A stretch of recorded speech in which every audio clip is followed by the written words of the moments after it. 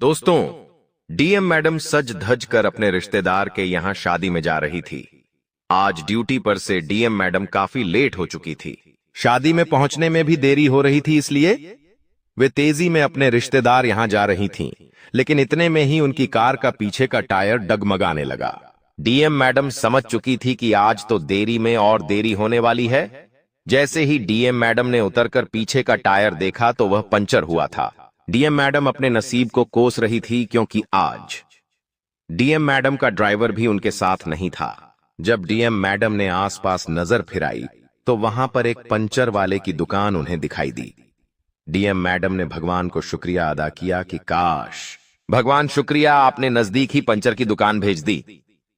DM madam उस puncture की दुकान पर गई और पंचर वाले से कहा, मुझे शादी में जल्दी में जाना है, आप कृपया करके मेरी गाड़ी को जल्दी से ठीक कर दीजिए और टायर का पंचर बना दीजिए। इतने में वहां पर एक बूढ़ा कहने लगा कि मैडम 5 मिनट बैठिए, मेरा कारीगर बस आ ही रहा है। नॉइस। करीब 5 मिनट बैठने के बाद एक मास्क लगाया हुआ पंक्चर बनाने वाला मजदूर वहां पर आता है, जो डीएम मैडम की गाड़ी का टायर निकालकर पंक्चर बनाने लगता है।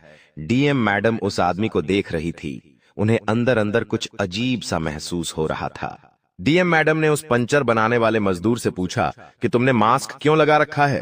तो वह मजदूर कहने लगा, मुझे सर्दी हो रही है और मुझे धूल मिट्टी से एलर्जी है, इसलिए मैंने मास्क लगा रखा है। तो डीएम मैडम को थोड़ा सा शक हुआ। डीएम मैडम ने कहा कि जरा अपना मास्क उतारो, तो वह मजदूर मना करने लगा। लेकिन डीएम मैडम को गुस्सा आया और गुस्से में डीएम मैडम ने कहा, तुम मास्क उतार रहे हो या नहीं? तो मजबूरन उस आदमी को मास्क उतारना पड़ा। और जैसे ही उस मजदूर ने मास्क उतारा, मजा नहीं आ रहा है। बचा लो मेरी माँ को, बचा लो मेरी माँ को, बचा लो मेरी माँ को, बना लोगे तो उठा के लेके जाएंगे। बचा लो मेरी माँ को, बचा लो मेरी माँ को।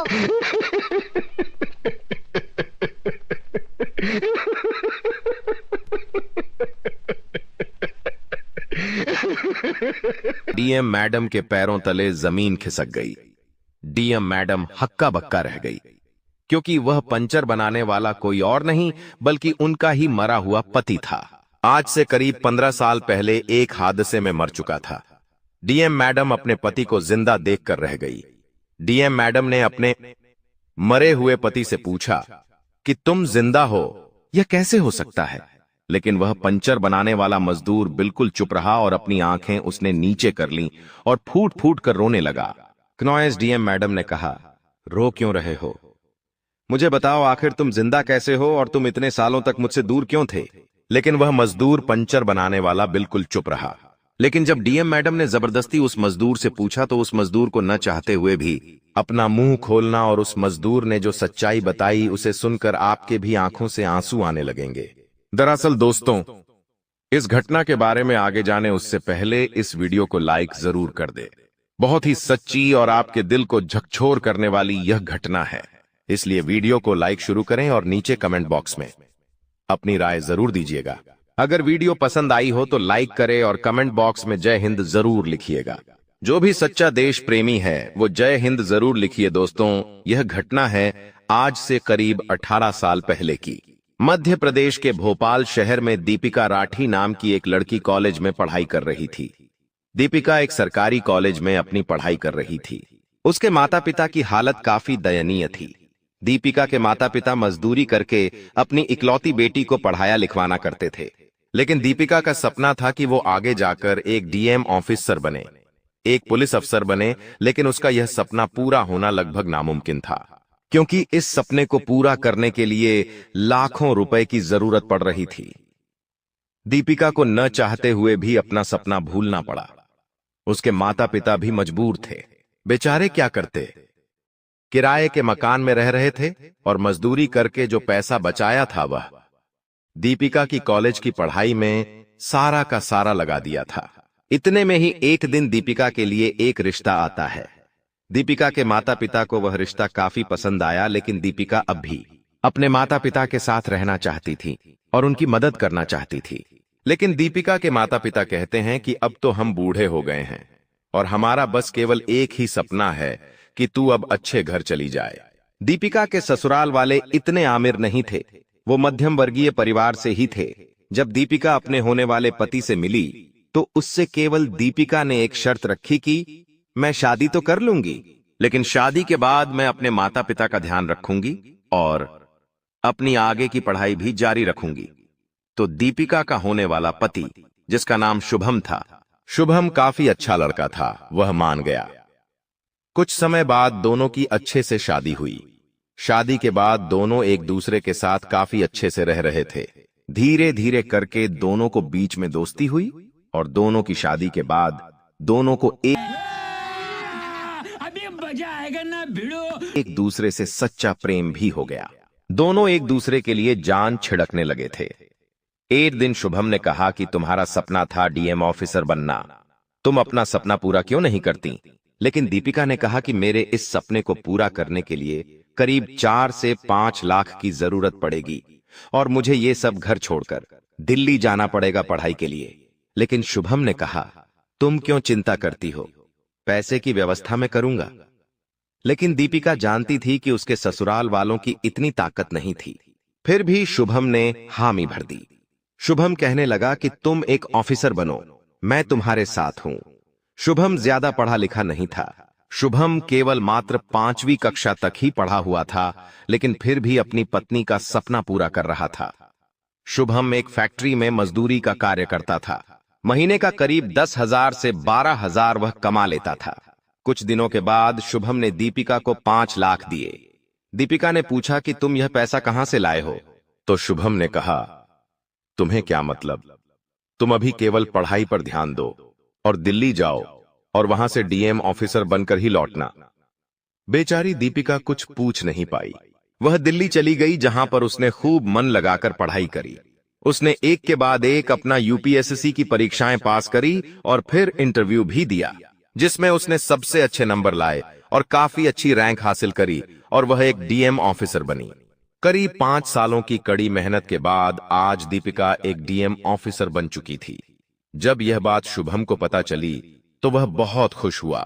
करीब 2 महीने के बाद ही दीपिका की पहली पोस्टिंग हुई, जहां पर उसे काफी अच्छा बड़ा बंगला दिया गया, अच्छी बड़ी कार दी गई। दीपिका अब अच्छी सोसाइटी में रहने लगी थी। बड़े बड़े लोगों से उससे संपर्क होने लगे थे।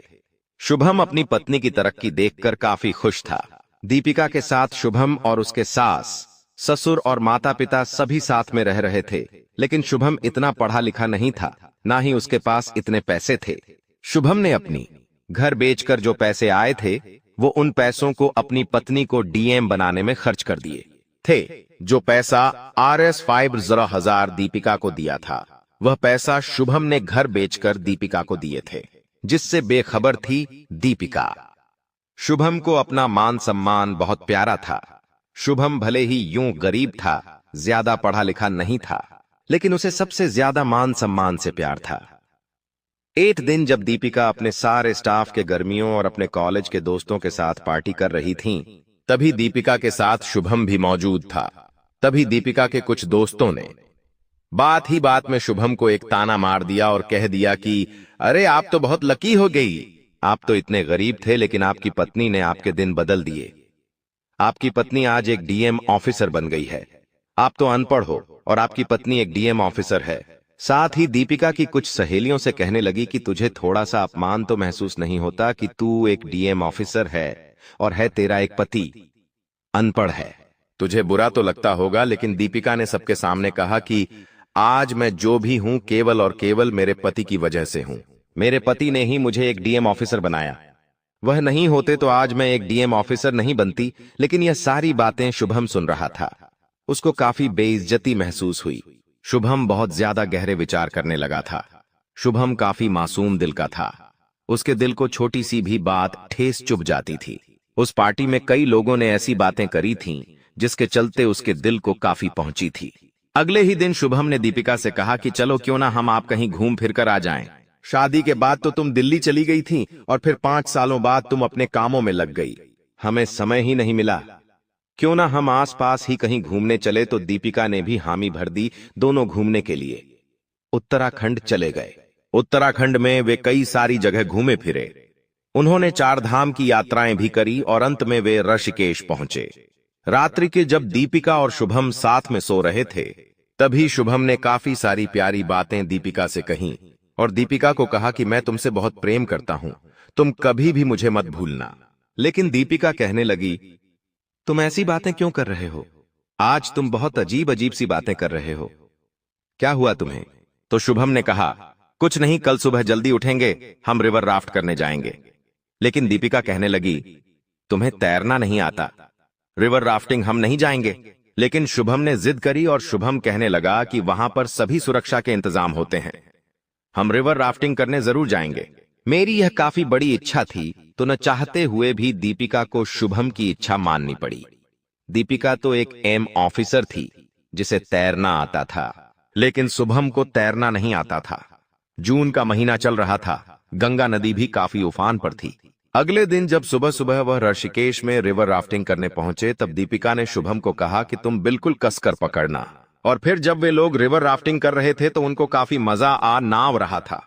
शुरुआत में यह मजा तो बहुत आ रहा था, लेकिन जब गंगा नदी के एक बवंडर में उनकी पहुंची, तब उनकी नाव एकदम से पलट गई और नाव में बैठे सभी लोग गंगा नदी में चले गए। सभी ने अपना लाइफ जैकेट पहन रखा था, जिसके चलते सभी लोग ऊपर ही थे। कोई डूब नहीं रहा था, लेकिन इतने में ही शुभम का लाइफ जैकेट खुल गया और वह गंगा नदी में ही आगे आगे बहने लगा और डूबने लगा।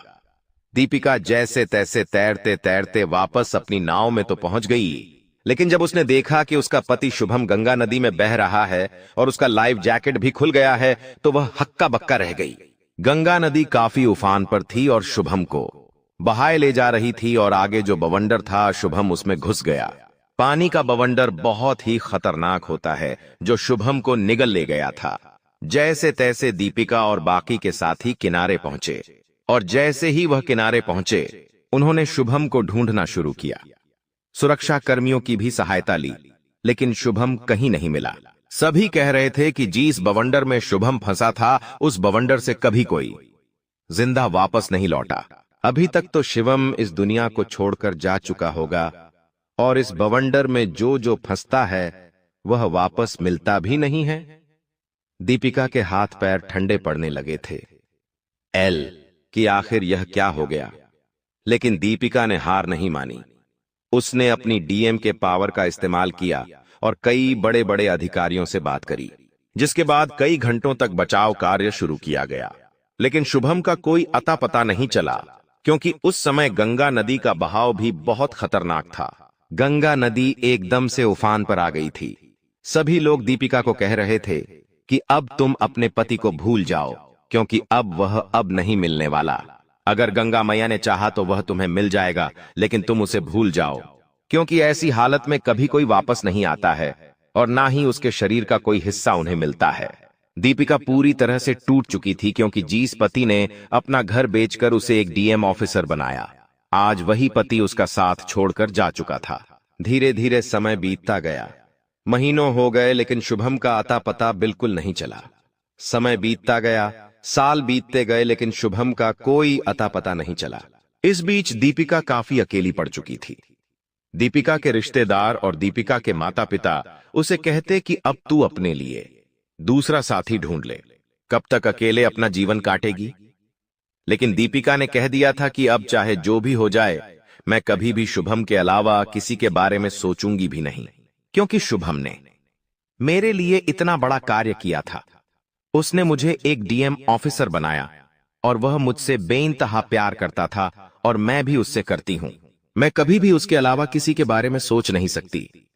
दीपिका अपने पति की तस्वीर हमेशा अपने ऑफिस में लगाती थी। दीपिका अपने पति को भूल नहीं पा रही थी। करीब साल पर साल बीतते गए, लेकिन दीपिका अपने पति को नहीं भूल पाई। इसी दौरान करीब 15 सालों के बाद दीपिका का ट्रांसफर पश्चिम बंगाल के कोलकाता शहर में होता है, जहां परिस्थितियां पूरी ही विपरीत थीं, जहां का रख रखाव, रहनी सहनी सब कुछ अलग था। दीपिका वहां पर पदस्थ हुई डीएम के पद पर और वहां पर अपना कार्यभार संभालना करीब 15 से 20 दिनों तक दीपिका को एडजस्ट होने में लगे। धीरे धीरे दीपिका एडजस्ट हो रही थी। कोलकाता में ही दीपिका का एक रिश्तेदार भी रहा करता था। दीपिका के रिश्तेदार एक दिन उससे मिलने आए। उन्होंने बहुत बातें करी और जाते जाते दीपिका को अपने घर होने वाले मांगलिक कार्य के लिए आमंत्रित किया। दीपिका ने कहा कि हाँ, मैं जरूर आऊंगी और मैं जरूर समय निकालूंगी आपके लिए। इसके बाद जब मांगलिक कार्य में सम्मिलित होने का समय आया, लेकिन उस दिन दीपिका को काफी ज्यादा कार्य थे। अपने काम में वह दिन भर बिजी थी। फ्री होते होते उसे लगभग शाम हो चुकी थी और उसी दिन उसका ड्राइवर भी छुट्टी पर था क्योंकि वह बहुत बीमार था।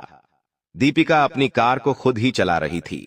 जैसे तैसे वह अपने घर पहुंची और सज धज कर कार्यक्रम में जाने लगी, लेकिन इतने में ही उसकी कार का पीछे का टायर डगमगाने लगा। जैसे ही उसने देखा, उसकी कार का पीछे का टायर पंचर था।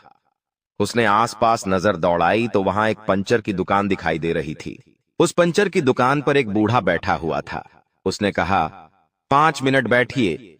लेकिन डीएम साहिबा ने कहा कि मुझे देर हो रही है, जल्दी बुलाइए। और जैसे ही वह पंचर बनाने वाला आया, उसने अपने मुंह पर मास्क लगा रखा था। पता नहीं वह डीएम साहिबा से कुछ छुपा रहा था या अपना चेहरा छुपा रहा था। डीएम साहिबा को उसका शरीर देखकर उसकी रूह को जब उन्होंने महसूस किया तो और कुछ अंदर ही अंदर उनको महसूस होने लगा। डीएम साहिबा ने कहा, तुम कौन हो? तुम अपना मास्क क्यों नहीं उतार रहे हो? लेकिन वह मजदूर पंचर बनाने वाला टस से मस नहीं हुआ। लेकिन जब डीएम साहिबा ने अपनी आवाज तेज करी और दबाव बनाया तो उस मजदूर को भी झुकना पड़ा और अपना मास्क उतारना पड़ा। और जैसे ही मास्क उतारा, उनके सामने उनका बिछड़ा हुआ नहीं बल्कि पति था। डीएम साहिबा के पैरों तले जमीन खिसक गई कि आखिर ऐसा कैसे हो सकता है। जब डीएम साहिबा ने अपने पति से पूछा कि आखिर तुम इस हालत में कैसे, और तुम तो मर चुके थे, तो मरा डीएम साहिबा का पति कुछ नहीं बोला। शुभम टस से मस नहीं हुआ। लेकिन जब डीएम साहिबा ने जोर जबरदस्ती करके पूछा तो शुभम को मजबूरन अपना मुंह खोलना पड़ा और कहा कि हाँ, मैं जिंदा हूं, मैं आज भी जिंदा हूं। और तुम यहां कैसे? मैं तो तुम्हें छोड़कर इतनी दूर आ गया था, लेकिन तुम यहां कैसे? जब यह बात डीएम साहिबा ने सुनी तो वह हैरान रह गई और कहा कि तुम जिंदा कैसे हो? तो डीएम साहिबा अपने पति से पूछने लगे कि तुम जिंदा कैसे हो? तो डीएम साहिबा का पति शुभम अपना मुंह खोलता है और कहता है कि दुर्भाग्यवश मैं आज जिंदा हूं। मुझे मर जाना था, लेकिन मैं फिर भी आज जिंदा हूं, सिर्फ और सिर्फ इन बूढ़े चाचा के कारण जो तुम्हारे पीछे बैठे हैं। तो डीएम साहिबा कहने लगी कि कैसे? तो शुभम ने कहा कि जब मैं गंगा नदी में बह रहा था तो मैं बहते बहते बहुत आगे निकल गया था। मुझे तो होश भी नहीं था। मेरा जब होश आया तो मैं इन चाचा की गोद में था। इन्होंने ही मुझे बचाया और ये ही मुझे लेकर यहाँ कोलकाता आ गए। मैंने इनसे मना किया था कि तुम किसी को भी मत बताना, और मैं इनके साथ ही रहने लगा और इनकी पंचर बनाने की दुकान में काम करने लगा और इनका बेटा बनकर ही मैं इनके साथ रहने लगा, क्योंकि नका कोई भी नहीं है। तो डीएम साहिबा ने कहा कि तुमने ऐसा क्यों किया? तुम अगर बच गए थे तो तुम मेरे पास वापस क्यों नहीं आए? क्यों तुमने मेरा साथ छोड़ा? क्या तुम मुझसे प्यार नहीं करते थे? तुमने ऐसा नाटक क्यों किया? मुझे बताओ तब।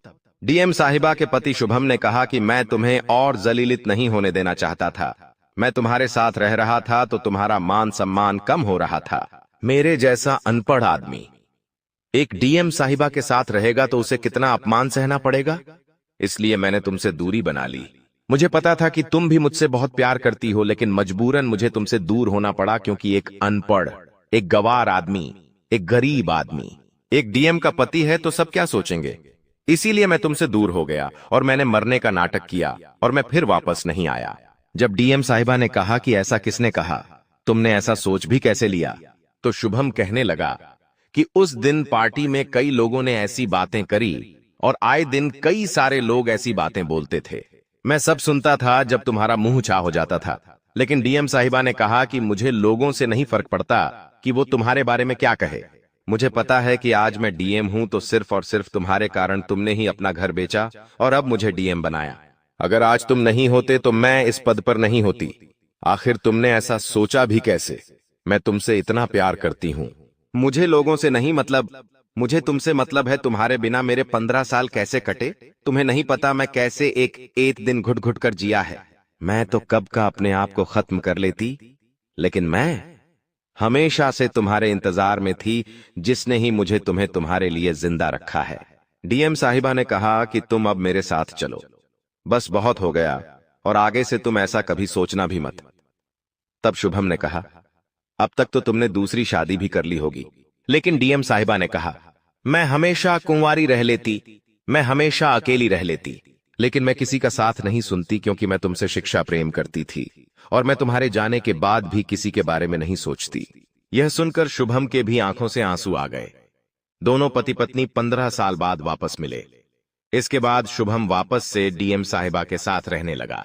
करीब 1 साल के बाद डीएम साहिबा एक सुंदर पुत्र को जन्म देती है और उनकी जिंदगी काफी खुशहाल चलती है। तो दोस्तों, इस तरह एक पत्नी को अपना मरा हुआ पति करीब 15 साल के बाद मिला। यह सच्ची घटना से आपको क्या सीख मिलती है? आपको यह घटना कैसी लगी कमेंट में जरूर बताएगा। अगर वीडियो पसंद आई है तो लाइक करिए और हमारे चैनल को सब्सक्राइब जरूर करिएगा। इस घटना पर क्या राय है हमें जरूर बताएगा। खुद को उकसाना नहीं है और ना कोई जबरदस्ती करनी है। बस अपने दिमाग को और अपने मन को समझाना है पढ़ने के लिए। पढ़ना है तो सिर्फ इसलिए क्योंकि ये मेरा हक है, मेरा गर्व है। कल मेरा हथियार बनेगा और इसी से मेरा कल चमकेगा। अगर दिमाग में 4 पैसे का ज्ञान नहीं होगा ना तो अपने खुद के बच्चे भी इज्जत नहीं करेंगे। अगर आज